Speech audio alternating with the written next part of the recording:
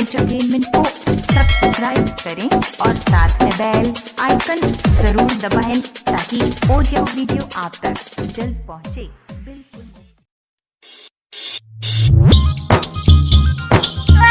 Singing by Bipin Yadav. Ajay Malmal. अभी आप सुन रहे हैं त्रिलोकी रिकॉर्डिंग स्टूडियो दिल्ली से। रोज घुमाए बछौरी शाम में,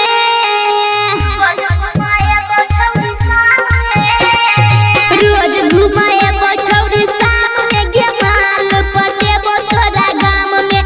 रोज घुमाए बछौरी शाम में, गे माल पटेबो तोरा गाम में। रहै छ गुमान में, गे रहै छ गुमान में, रहै छ गुमान में, गे रहै छ गुमान में। रोज घुमाए हम सामने, गे माल पटेबो तोरा गाम में। रोज घुमाए हम सामने, गे माल पटेबो तोरा गाम में।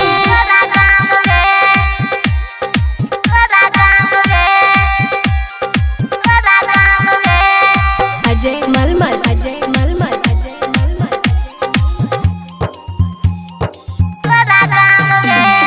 लगे गे नंबर रोजे घर होके जाइबा, कोके खाना गाड़ी हम हरन बजाइबा। लगे गे नंबर रोजे घर होके जाइबा, बेचे छाती प्यार बाजार में, गे माल पटेबो तोरा गाम में। रोज घुमाए हम सामने, गे माल पटेबो तोरा गाम में।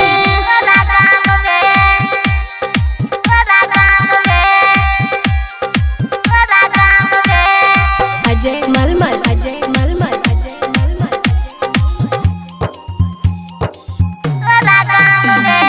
रहत न दिल हम छौरी बेकरार गे, तोरे गाम में माल पटेबो हम हजार गे। रहत न दिल हम छौरी बेकरार गे, आऊं दिया नील गे नाम में बिपिन पटेबो तोरा गाम में। रोज घुमाए हम सामने, गे माल पटेबो तोरा गाम में। बिपिन यादव एंटरटेनमेंट को सब्सक्राइब करें।